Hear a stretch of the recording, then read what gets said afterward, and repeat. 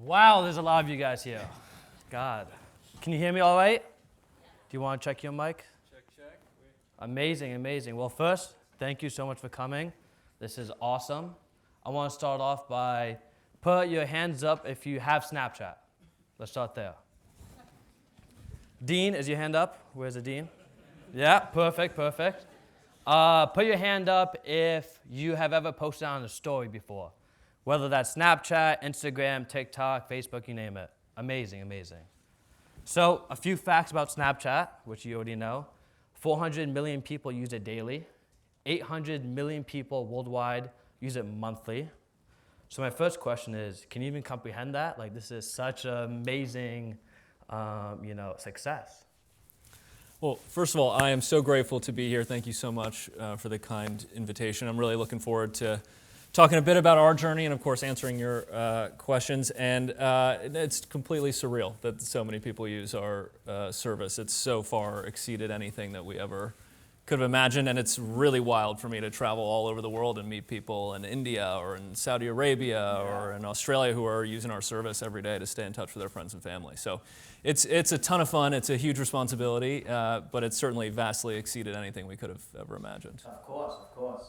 So I want to take it to your childhood. When if we reflect there, we'll kind of work our way up. You're famous for building a PC in the 6th grade because I kind of taught you a new way of thinking, problem solving, and kind of going off of that, like, things aren't as hard as it seems. There's a process to it. But I want to talk about, are there any other moments in your life, maybe your parents' lessons or different other internships that kind of impacted? Yeah, I think my parents did one thing that really, really helped me, which is they always supported me trying new, things that I wanted to learn, but then never made me feel bad if I didn't follow through. They were always more focused on me finding things that I really loved to do. So in 2nd grade, I decided I really wanted to learn how to play the trumpet. My mother rented me a trumpet, signed me up for trumpet class, and it was like an absolute disaster. I mean, within like 2 of these classes, it was very clear I had no future. You play it now, Absolutely not. No. Yeah. I would never subject anyone to that. But I remember just realizing it wasn't for me, giving up, and my parents being very supportive of that. They're like, great, let's try and find something else that you really enjoy. And so later on, I really fell in love with computers. I loved using computers.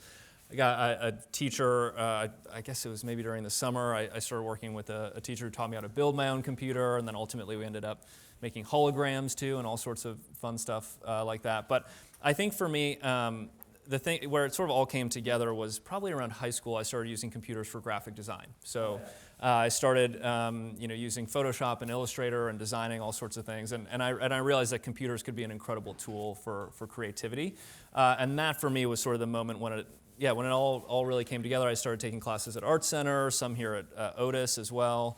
I think at that point I'd found something that I really loved to do. Yeah, and it seemed like design was a big part of that. Yeah, it was a huge part of it because I really love the technology, and I do love engineering. But I think to be able to express myself in that way so easily with computers, and now I mean it's infinite, millions of times easier with AI. That was a really empowering feeling for me. Yeah, and then after that you went to Stanford initially. And you were a design major, correct? Yeah, I applied into the product design program, which at the time was part of the mechanical engineering program and was also a very, very small program, which is why I think I got in, because I would have had no chance applying into something like computer science. But at that time, they were really trying to grow that program. But it was mostly focused on building physical products. So there was a huge emphasis on physical prototyping, on working in the machine shop. And it also meant that I had to take the entire mechanical engineering curriculum foundation, which was absolutely brutal, very challenging. And I think there were a couple moments there where, just given how tough it was to do the mechanical engineering curriculum, I really questioned if it was fun. Oh yeah, I bet. That's the same thing for me in accounting. Sorry, accounting teachers, I know there's some here. So we'll talk about Stanford a little bit. Snapchat wasn't the first thing you built. There was an app or a program called futurefreshman.com, which I'll let you explain it more than I will. But that was your first startup that only your mom signed up for. So shout out moms out there for always supporting.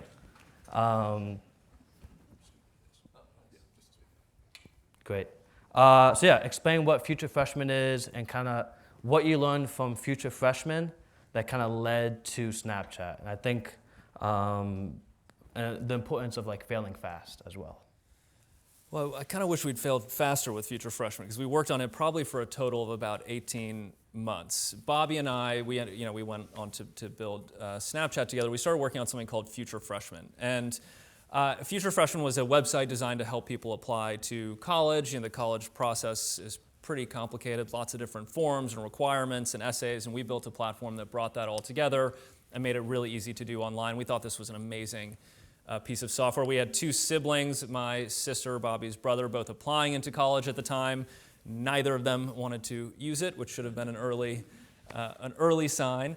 But we spent about 18 months building this really full-featured web application. We were really excited about it. And I think the failure of Future Freshman and really the need to move on taught us a couple really important lessons. One was don't build for a market that is very small. So, building Future Freshman, I think about, let's call it 1 million students in the US every year apply to a 4-year college. And then after they apply, they don't need to apply again, so you lose your customers every year. So we had a customer base of about 1 million people that we were going to lose every single year if we were successful. And that would have made it very hard to build a business over the long term. And the other big lesson we learned was around distribution. So one of the things that we found was that our competitor at the time, I think it was called Naviance. I think it's still quite a large company today. I see a lot of people nodding. It probably means you applied using Naviance instead of Future Freshman. Anyways, they had this great idea, which was to go to all of the high school counselors all across the country and get the high school counselors to tell the students to use Naviance. So they had a huge distribution advantage. And of course, parents and students would rather trust their high school counselor than two kids who thought they were building some cool new web app. So we, I think, learned very quickly how important distribution is and how important it is to try to build for a really big market. Because then, at least, if you're right and you build something people like, that it can grow to be something really meaningful. So yeah, ultimately we wound down Future Freshman, which was heartbreaking, and then my junior year of school, we started working on Snapchat, which at the time was called Peekaboo. Yeah, Peekaboo. Before going to Peekaboo, how do you know when it was time to pivot? Because that's a big part about entrepreneurial journey is when do we pivot? And like, how do you know? Is it a gut feeling you had? I know it was 18 months before you kind of made the decision, so why not earlier? Yeah, I think, we really loved working together. Bobby and I and still to this day, 13, 14 years later, whatever it is, 15 years later, still really love working together. And so I think that really kept us going longer than maybe we otherwise would have, just because we really enjoyed what we were doing. We enjoyed building stuff together. I think in terms of needing to wind it down, one of the things that really made a difference for us was we weren't using the service all the time. We were designing it for other people. And it was just hard for us to get really excited about building something that we weren't ultimately going to use all the time. And I think as soon as we started working on Peekaboo and ultimately Snapchat, this is a product that we use all day long with our friends and with our family. And so I think that sort of daily use of the service is something that we really enjoy and really keeps us engaged. Yeah, so passion. I feel like that's like the biggest thing I just heard from you. Is follow your dreams, follow your passion, because that's what's going to ultimately lead to, the next big thing. And I was going to ask, how does that relate to taking risk? I feel like that plays a part about it. Maybe passion and risk, or would you disagree to that? Well, I think passion is what makes it very easy to, or easier to navigate all of the challenges of starting a business. Passion is what kind of keeps you going through those more challenging periods of time. But I think what was really helpful for us, just being in school, is that the risk wasn't that meaningful. There was some social pressure, right? All of our friends were getting these great jobs, and in our fraternity we had a tradition: if you got a job, you went and bought a job keg for the fraternity. So everyone was very excited. We would celebrate somebody getting their new job.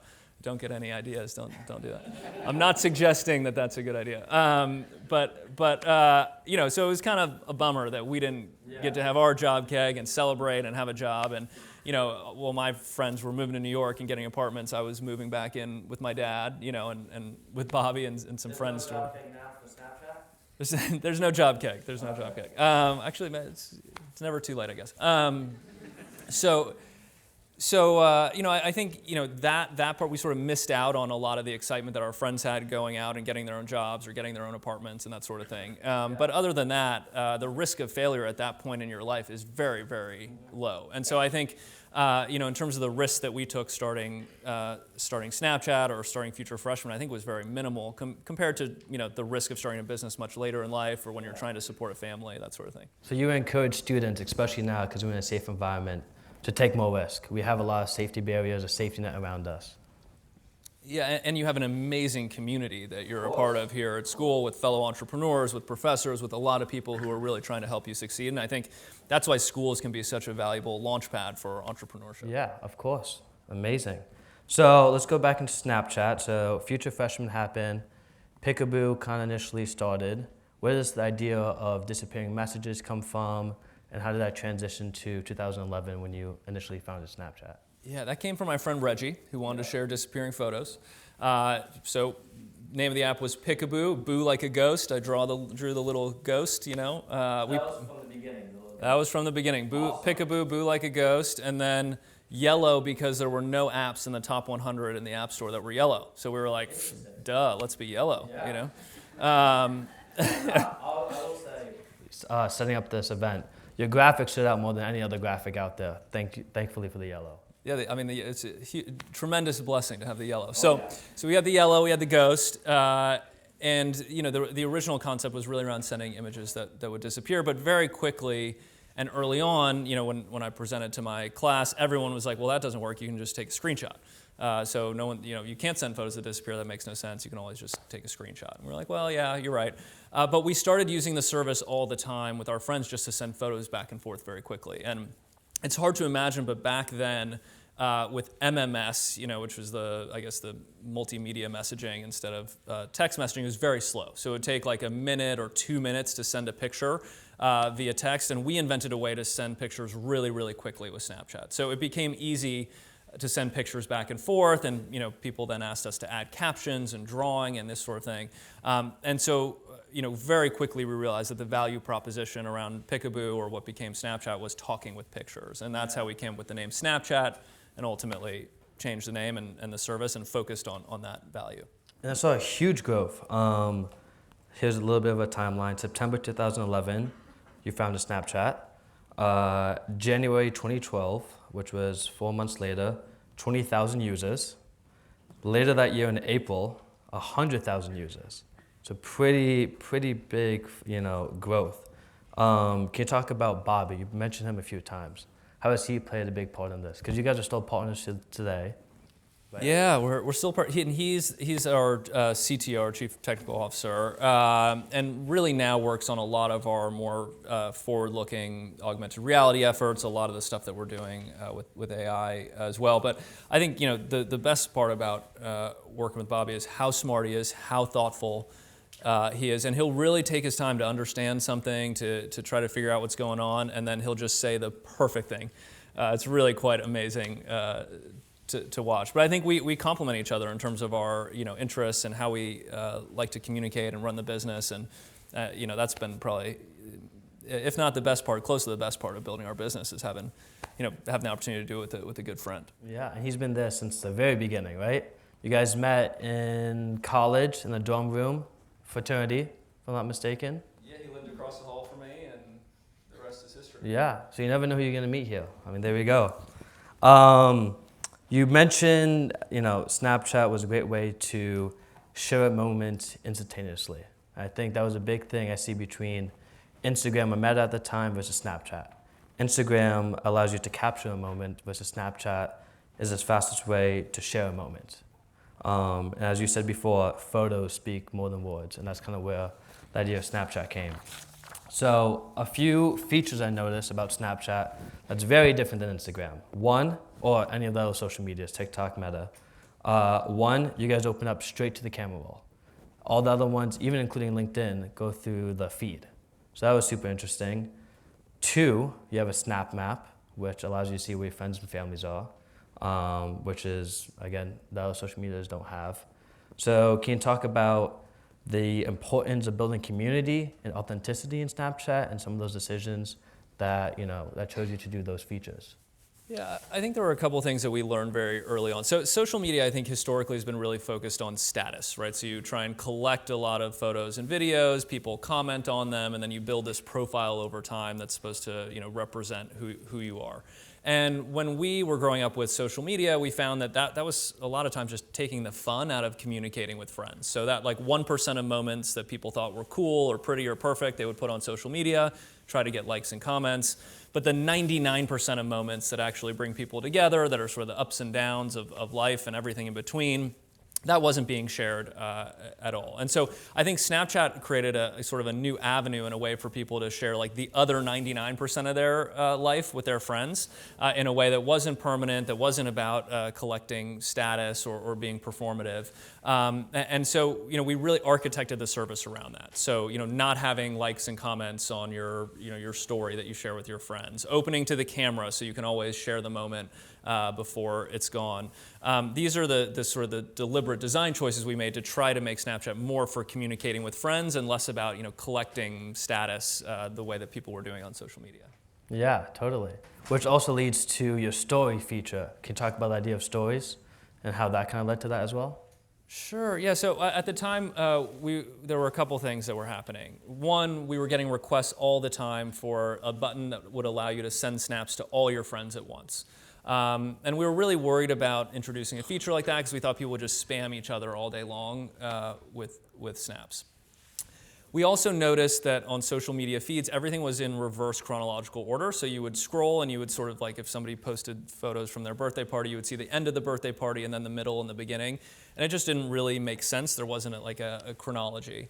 And as I mentioned, most of social media had all these public likes and comments that were saved forever on the pictures you posted. And that meant that people would sometimes look at their profile and say, wow, this profile of me is 5 years old. It doesn't really reflect who I am today. And in fact, I'm changing every day. So I want something that can change with me as well. So kind of through that confluence of things, we realized, number one, that instead of having a send to all button, we should create a new feature that would allow someone to share something with all their friends and people could check it out whenever they wanted.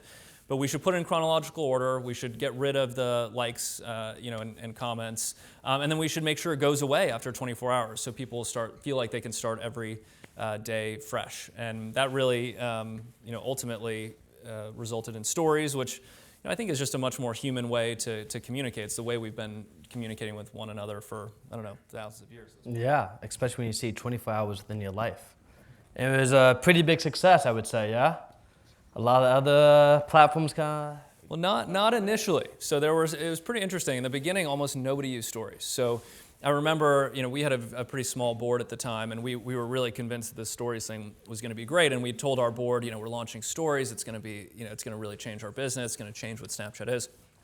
But then nobody used it for about the first 6 months. So I'd be in these board meetings, and they're like, so, what are you going to do now with this stories thing? But slowly over time, more and more people figured out stories, figured out how to use it. It grew a lot on our service, and then ultimately now I think is a part of many, many other services as well. Did you do anything specific to bring the awareness up of stories?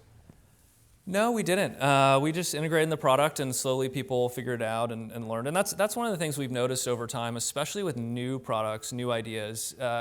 Humans are usually the difference between technology growing quickly or not really growing at all. Humans take time to understand new technology, to adapt to it, and so especially with things that are new, we try to just give people time to figure out how to use them and integrate them into their lives. Yeah, and I'm sure you get ideas all the time. And can you talk about, you have a small team of about 9 people that kind of help generate ideas because you want to stay creative, you want to stay innovating in Snapchat. Can you talk about that? Also, I want you to talk about is what you do on the first day when they're hired. I feel like that's super interesting, especially for students. Yeah, so at Snapchat, we have a very small design team. It varies between 8 and 12 people at any given point in time. It's designed to be very flat, so there's not a hierarchy. Everyone has the same job title. And the idea is really to get people to work together as a team. One of the things that we learned, especially now our business is larger, we have about 5,000 full-time team members. In order to operate a business at our scale around the world, we need a team that's very operational and that does have more hierarchy, that does have more structure. And so we have a huge engineering team, and we have product managers. We have a very, very large organization that makes sure the service works every day, and we deliver people's messages on time and things don't break. But in order to innovate, it's very hard to innovate in a huge hierarchical structure like that. And so we have a very small design team that's totally flat, where for a couple hours every week, we just go through new ideas and talk about new ideas at our design meeting. It's a very, very generative process. But as you mentioned, one of the rules we have is if you're a new member of the team, you have to present at the first design meeting after you join. And so typically, it'll be the first day somebody joins or the second day after they've joined the company. So they haven't even really had time to, get through orientation or really understand what our business priorities are. And they're already presenting ideas in the design meeting. And, the ideas are okay. Sometimes they're great, sometimes they're not. But I think the important thing is to start sharing ideas very quickly, because what we found on the design team is that the only way to have good ideas is to have lots of ideas. Yeah. And it's really important to get over that fear of sharing a new idea, of sharing a new product that you've come up with. And sometimes, when you first share in our design meeting, it's really not that great. And so that means immediately you've gotten over the fear of sharing your new idea. It hasn't been great, and you're still part of the team. You're still working on new ideas. And so that fear of failure, that fear of sharing your new idea and having it not go so well has already happened, in your second day on the job or third day on the job. And I think that helps people break through that feeling of fear, I think, that can suppress creativity. Yeah. How did you overcome your fear of failure? Because you were super young. You were 20, I think, just about the age of all these students, when you kind of had this idea for Snapchat. Well, in many ways, when we were starting Snapchat, I was sort of already a failure. Like, I didn't have a job. I was living in my dad's house. So it's hard to be like, then what? You know what I mean? I mean, I guess my dad could have kicked me out or something. Then it would have gotten worse for sure. But at that point, we were really just trying to make a service that we thought people would love and that we really enjoyed using with our friends. Yeah, and it goes back to what you said before, failing fast. That's what happens on the first day. If they fail, it's okay. You get over that barrier and you're able to go to the next idea. So fail fast and continue from there. I want to take it back to stories. I think you know where this is going to lead to our good friend, or your good friend, Mark Zuckerberg, and how he implemented stories and other features on his platform. But for the first question I want to ask, do you two ever grab dinner together, a drink, or when was the last time you saw each other? The last time we saw each other was in front of Congress. Oh, yeah. Yeah, I don't think you guys would grab me a drink then. Wow. Would you be open to grabbing a drink with him? Would that be something in the tables ever? Yeah, never say never. Never say never. Good. We'll get back to it. So in 2013, Zuckerberg, Facebook at the time, offered you $3 billion for Snapchat. Well, that was what was reported. You turned it down, and you were 24 at this time. So I wanted to ask you, what gave you such a strong self-belief and self-confidence in yourself to turn it down and to bet on yourself? And you know what, I want this for me. I like where we're going to go. I want to take it more than where we are now. Yeah. I think there were a couple of different pieces of it. First was, in terms of our fiduciary responsibility to our shareholders, to our investors, we really believed that we could build a bigger business, that we could build a business that was worth more than they were offering at the time. And so we thought the best thing for the company and for the shareholders was to try to continue growing it instead of selling it at that point in time. But I think, personally, for Bobby and I, we just love, working on on Snapchat, on our vision for the future, and we were also quite concerned that our visions were very different. What we've been trying to do with Snapchat, the way that we try to help people communicate with their friends and family, ultimately is different, I think, than some of the goals that the folks have over at Meta. And so it was hard for us to imagine being able to pursue our vision really effectively as part of that organization. So we loved what we were doing. We thought we could build a bigger business, and we weren't sure that joining them would actually allow us to really keep growing and innovating and following our vision. You stayed true to yourself. I have a quote from you where you said this at USC's commencement speech about 10 years ago. You said, you know it's your dream when you don't want to sell the company. I think that speaks exactly to what you just said, which is amazing. So going off of Meta, we'll kind of talk about there a little bit of differences. Meta is famous for their metaverse and trying to take people out of reality or into the metaverse through AI and augmented reality. You want to integrate AI and augmented reality into the world. So the question is, how can our students, when it relates to education, where do you see AI and AR leading to education systems? How can we use it? How do you plan to use it for taking people into the actual world instead of escaping it? Yeah, so I think taking a step back, one of the things that I noticed growing up and using computers and now using my phone is that it's an incredibly isolating experience, whether you're sitting behind a desktop or staring down at your little phone. I think people often feel like computing and using phones takes them out of the moment with their friends. And so we really think that computing can actually bring people together, that it can provide shared experiences, but physically together in the real world. And so I think it's been about 11 years now we've been working on our augmented reality glasses. They're see-through glasses. They look like a normal pair of glasses, or they will look like a normal pair of glasses. And they allow you to bring computing into the world around you, share it together with your friends and family, interact together, see the same thing, share the same experience. Our kids, 2 weeks ago, were running around in our front yard, playing with dinosaurs together, wearing the glasses. And I think this sort of vision for computing that can help people bring their imagination to life and then share it together with their friends is something that's been really exciting for us. And I think it's very different than the vision for virtual reality or people wearing big headsets that take them out of the real world and put them into some simulated environment, which is not something that we are particularly inspired by. Where do you see AI affecting the education system now?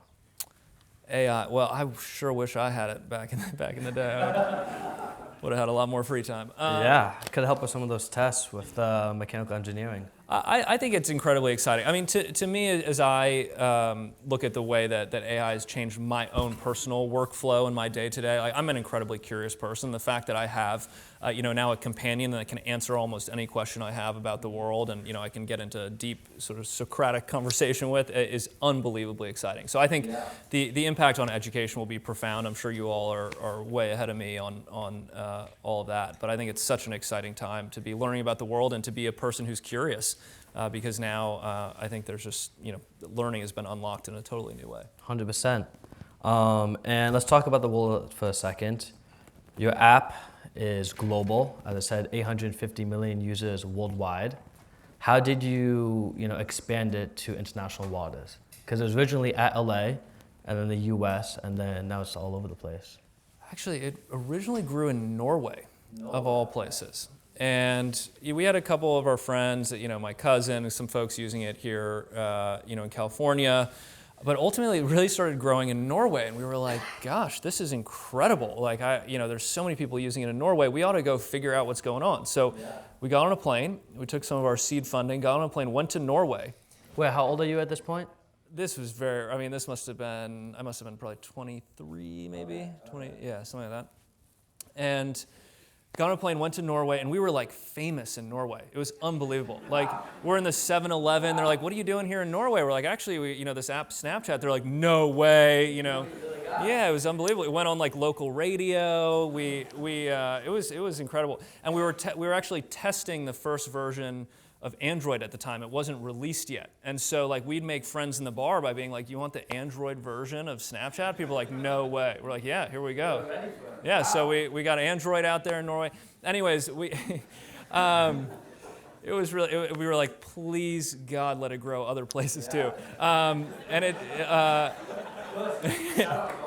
But Norway, amazing, and they've been on the cutting edge ever since. But I think Norway really benefited from very early on heavy investment in their wireless network. So almost everyone had, the equivalent of like a 4G or 3G connection, which was a really big deal for Snapchat, because to be able to send photos and videos back and forth, not only do you need a fast network, you needed a cheap network. It needed to be affordable to do that. And Norway had high-end phones and a very affordable network that had a lot of bandwidth for video and sharing and photo sharing. So I think it sort of made sense that they were one of the early adopters. But yeah, then since then it's grown in so many other places around the world. And really what we do is just look for places where it's beginning to grow, where people are using it with their friends and family. And then we try to support that growth by supporting the local creator ecosystem or helping people make new augmented reality lenses that are culturally relevant or this sort of. Yeah. Awesome, amazing. Let's stick to the world. We talked about this earlier. Study abroad. A lot of students are thinking about going to study abroad. I went to the south of France last semester, Aix-en-Provence. I had an amazing time. I wish I could be back there sometimes. And I learned a lot about myself. You went to Cape Town, South Africa, correct? Yeah, you went to the south of France and I went to South Africa. Yeah, basically. Close enough. Wasn't an option at the time for me. Oh, it was, maybe now. Now you can go to the south of France anytime you want. So,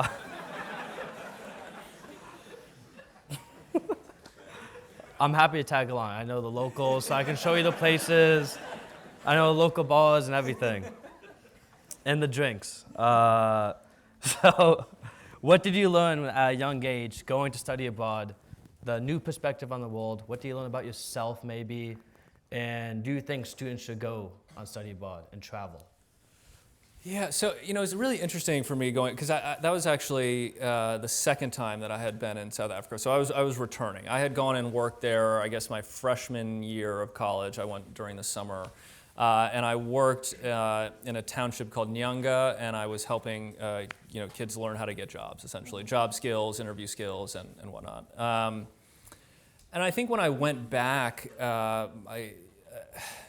it was tough for me because the first time I had been out there freshman year, I was like, wow, I'm really making an impact here. I'm helping these students get jobs, and these learning these critical skills, and I felt really proud of myself. And I think then I came back with a much more critical lens, and I realized that even though I was helping these students get jobs, they were just taking jobs from the kids in the next township. And so it really made me think differently about the impact I was having in the world and how I could make a bigger impact. Because it felt great to help people in the classroom. I loved it. It really made me feel good. But I was worried that ultimately, the pie wasn't growing in the way that it needed to really help these students and to really help them change the trajectory for their families. And so, I think I left Cape Town my second time. Of course, when you're there, you just feel the enormous weight of what that country has gone through with apartheid, and there's that sort of context. But more than that, I really felt like I needed to find a way to make an impact at scale, to do something that could be a lot bigger and that could change the world in a different way. So that was sort of what I took away at that point in time. And then, I think to this day, I still think a lot about with our family and the resources we have now, how can we make a bigger impact that isn't just, moving jobs from one community to another? I think you have. I think you have today. I think you are. I think you're a little humbled there, but yeah. So, study abroad, yes or no? Should students go? Point blank. I think if you can, it's a must-do. Done. Beautiful. Yeah. Awesome. I have one more question, and then we're going to do a little bit of rapid-fire question, and then we'll turn it over for a live Q&A. Leadership. You're a young entrepreneur. You're a little bit older now. You have a lot more experience, but leadership has been the core. Talk about leadership, some of the core attributes of someone who is an exemplary leader. Yeah, so at Snap, we talk about a couple different things when it comes to leadership. One is T-shaped leadership. So we talk about leaders who have a real depth of understanding in a specific area so they can add expertise, and then a real breadth of ability to connect with the broader company or people on different teams. We say work cross-functionally across our organization. So we look for people with real expertise that adds value and then a breadth of ability to work across the organization to really get things done. I oftentimes talk about being a chameleon, and people are like, chameleon? Is that like shape-shifting? That doesn't sound good. No, what I really think is important for leaders to understand, especially young leaders, we see this a lot at Snap, is that they need to modify and change their style to bring out the best in the people around them. And I think it can become, I think a little too easy, especially as a young leader, to get stuck in your own leadership style and expect everyone to embrace that or to adopt that. But what I've found over the years is if people can really, modulate their own leadership style, that ultimately that can help bring out the best in their team members. And then we talk a lot about an upside-down pyramid at Snap. So rather than a traditional hierarchy, we try to flip that upside down. So leaders are at the bottom, and then the team is in the middle, and then our broader community is at the top. So we try to create this perspective that you're really there serving the team and ultimately serving the community in service-based leadership rather than top-down hierarchical leadership. Yeah, amazing. I've talked to some of your employees beforehand, prepping for the interview. I asked them what your leadership was. One of them was Amal Malhotra. He said it was pretty good. He was very in favor of it, so. Pretty good. All right, I'll take it. You passed the test. Let's see. We'll do a little bit of rapid fire questions. And we'll turn it over to the crowd. Best advice you ever heard about? Best advice you ever heard?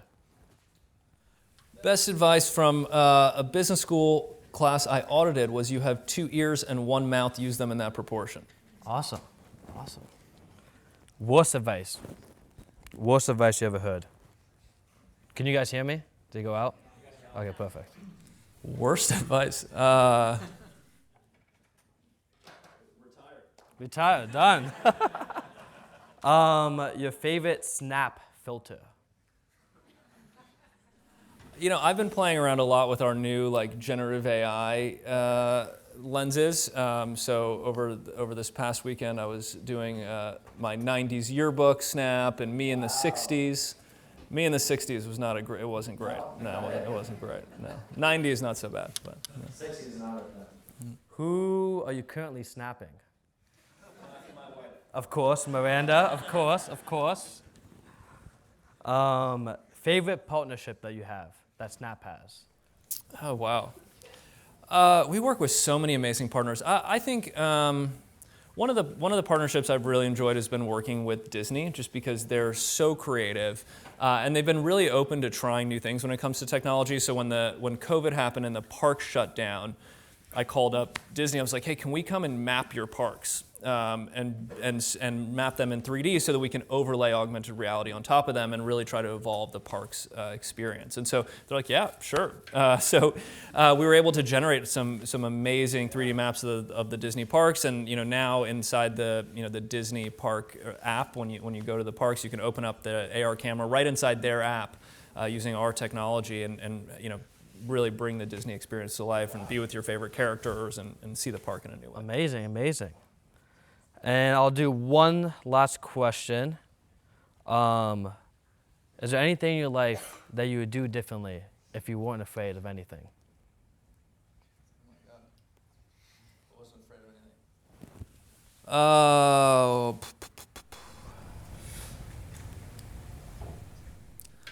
anything. I don't think so. No, is that? Yeah, I don't know. That's a good thing. Okay, I lied. One last thing before I turn over to Q&A.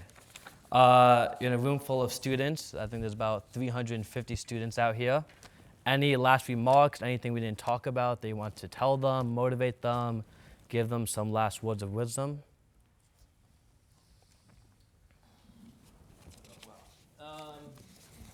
Last question. No, I just think it's such an extraordinary opportunity to be in school and to make the connections that you're going to make and the friendships that you're going to make. I think those are just absolutely irreplaceable, and you never know. I mean, Bobby lived across the hall from me. I met David, who was the 3rd or 4th engineer at Snap, because he lived across the hall from another one of my friends, and she was like, oh, you should just knock on this guy's door. He's a super smart guy. You'll get along. Daniel, who was a friend of David's, again, one of the original guys living in my dad's house working on Snapchat, was in one of my freshman seminars. So I think, the relationships that you create here in school will really, be with you for the rest of your life and can really help you do amazing things. So yeah, you probably knew that already. So. I agree to that, though. I think I met some of my lifelong friends here at university. But let's do a live Q&A. My friend Jesse is going to run around with a mic. It's a lot. I'm gonna pick. Can we do the young lady, Jesse, down here in the white shirt, next to Nick? Okay. Do you have any specific strategies or tactics you plan on implementing into Snapchat to keep it relevant and desirable for students, especially as other competitive social media platforms begin to grow? Yeah, it's a great question. I think in terms of Snapchat, the core of the service is going to continue to be around communication with friends and family. What we've seen is that most social media services have more or less pushed towards entertainment, right? So short video entertainment, I think, is everywhere, whether it's YouTube or Instagram, TikTok. It's, of course, on Snapchat as well. But I think the core of Snapchat, being the best way to communicate with your friends and family, is something that we're just really focused on and we believe has just enduring utility to our community. So in terms of our competitive relationship with other services, for us it's much more focused on friends and family communication. If we can do that really well, I think we can continue to serve our community for a really long time. But one of the things we're keeping a very close eye on competitively as we look to the future is what is the future of computing going to look like? And we really want to play an important role in shaping what that looks like and enabling new technologies like augmented reality with our glasses. So that's a huge area of future investment for us, and we think that space is going to be incredibly competitive. So I'd say that's where, as we look to the future, we're most focused with the core Snapchat experience. It's really about staying true to friends and family. And it's always been that. And that's why you're kind of very different than the other social media platforms, which is amazing. Can we go, wow, there's a lot of you guys. Can we go this gentleman in the white shirt? Down here, second row. Jesse. Thank you, Jesse. Hi, thank you for coming out today. I wanted to know, what was Snap's strategic rationale behind going public, especially when you guys did it in 2017? Yeah, there were a couple things that we were really focused on. One was that many companies had looked at how long Meta or Facebook had waited and sort of, in my view, incorrectly interpreted that was the best way to grow a company and ultimately the best way to sort of time going public, not realizing that they had ultimately, I think, been forced to delay going public because of the recession that happened. And it actually ended up creating a lot of issues for them with stock-based compensation. Some of those laws and rules have changed now, but it's very, very difficult to stay private for a long period of time with stock-based compensation, because as the shareholder base grows, as you hire more people, you trigger sort of different regulatory requirements. You also, I think, end up having challenges with your investors, because venture capital investors, God bless them, will tell you that they're very long-term oriented, but they actually have very short fund lives, right? Their fund life is 5 to 7 years, and then they need to return capital to their LPs. And in fact, right now, there's a lot of pressure on venture capital firms and PE firm, private equity firms, to return capital because companies are staying private for a very long time and not going public. And that can really change the boardroom dynamic when you have investors who are putting a lot of pressure on the company to go public. And we saw that play out in other situations like Uber, for example, where Uber wanted to stay private longer, the investors wanted to take the company public, and there was ultimately some boardroom shenanigans around that. And so we really wanted to make sure we stayed aligned with our investors, we could build an independent company, and we didn't run into some of the regulatory issues that arise if you wait a long time to go public. So we figured out that if we could really align with our investors, we could also go public with a structure that really benefited Snap for the long term, which is we got to issue non-voting stock. So most public companies have to deal with shareholders that have votes when they issue their stock. We do not have that pleasure. We issue non-voting Class A stock, and so that meant that because investors were keen to get a return on their investment, exit, and give money to LPs, we were able to sort of align incentives, get the right long-term capital structure in place with non-voting stock, and ultimately get ahead of some of the issues that arise if you wait too long to go public. Thank you very much. Amazing. We might have time for one or two more questions. Could we get Jesse? Let's go far side over there. Second row, gentleman in the black t-shirt. Yes. Hi there, thank you guys for coming. My question comes, do you have any advice when it comes to maintaining a healthy work-life relationship balance when going into business with people that are close to you, like friends or family? Interesting. So this is more about business relation, like if your co-founder or business colleagues are your family, or is it work-life balance of? I guess just navigating, starting and building a business with people that are started out as a friend or as family, and I guess just kind of balancing those two realms and navigating challenges. Yeah, I think it's such a great question. I think what's probably most important are setting the right expectations up front as soon as possible and having those tough conversations as early as possible. And then recognizing that people's lives change, right? They grow, they end up wanting different things. And so I think thinking ahead in terms of navigating those sorts of changes and trying to surface those conversations as early and frequently as possible is really really important. And building a business can be really stressful, and so it can be really hard if you're a family member who might be someone you go to to try to calm down and relax is also experiencing that same stress that you are. That can be tough. So I think trying to figure out who that person is then who isn't that family member who you're in business with, who's, can be a sounding board for you, or who can be someone that you can, vent to, or, release that stress with. I think that, that's would probably help manage that relationship. We're going to do one last question. So brutal, really? I know. Wow. Okay. All right. I'm very mean. Let's see. Can we do this section, third row, and 3 in? 3 row, third row, 3 in. Yeah, the gentleman along. Thanks, Sean. Evan, thanks so much for coming in today. What I want to ask you is, what was the most stressful moment managing Snapchat, and how did you handle it? I vividly remember the most stressful moment because we accidentally broke Snapchat for 3 days in the early days when it was in my dad's house. We pushed a change and then went to bed and woke up in the morning and realized that it just did not work anymore. And we had broken it so badly that we had to take it offline for 3 days to fix everything. And we were we're done. We finally had something people were using and loved, and now it's over. And we pieced it back together, fired it back up again, and people just kept using it. And we were oh my gosh, thank God. so that very stressful moment when Snapchat went dark for 3 days, that was pretty tough. Since then, it's been better. Yeah. It's been pretty good since. Awesome. Unfortunately, that's all the time for live Q&A. Should we do one more? Are you down to do one more? It's up to you. We're gonna be okay. It's 5:58. I think why not, right? Yeah, we should, amazing. yeah. I like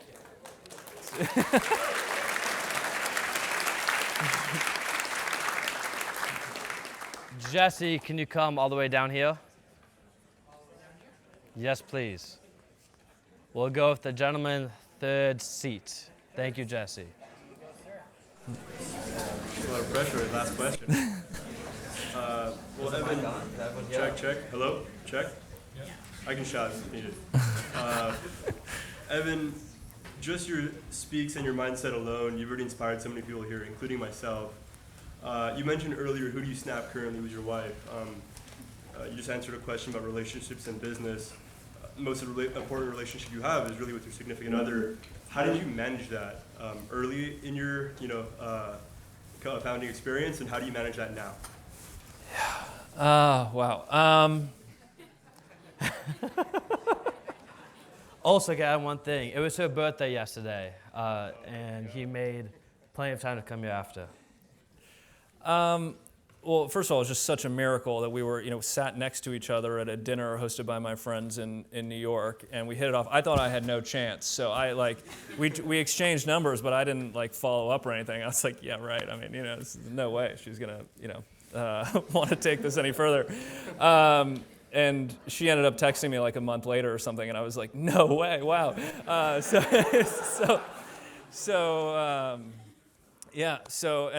after that, she works a lot. She has her own business as well. And so, for the first month or two of us getting to know each other, she was working all the time and traveling, and so was I. And so we just kind of got to know each other talking and, using Snapchat and, calling on the phone and this kind of thing. And it took a little while for the relationship to get more serious, but I think what was really helpful was that we both came into it already with very, very intense jobs. And she had, at the time Flynn was, I guess, 3 years old. She had a 3-year-old son as well. So we both came into the relationship with a lot of responsibility already. And so I think that really just set the tone. Her son and I guess now Flynn is also my son. Our son, her business, my business, kind of the core of the relationship and what was really important to us was already sort of settled. And I think that really helped. I think as I talk to some friends who are navigating changes in their relationship, sometimes it's because their career has changed a lot and they have a totally different job and it's super demanding and they can't spend as much time at home anymore. And it's actually that change that I think is really difficult for folks to navigate. So for us, we just entered it it's just already in extreme mode, and it's been a blast ever since. So, Congratulations. Thanks. I want to add one thing to that. I think a lot of times, especially very successful CEOs entrepreneurs, they get caught up in their work life and they get very busy. So I guess I have a lot of respect for you because you make a lot of time for your family. Each Sunday is family time, I heard. And you try to drive your kids to school as much as you can, spend time with them on the weekend. So a lot of respect, and that goes unnoticed. So thank you for being a great role model for all of us.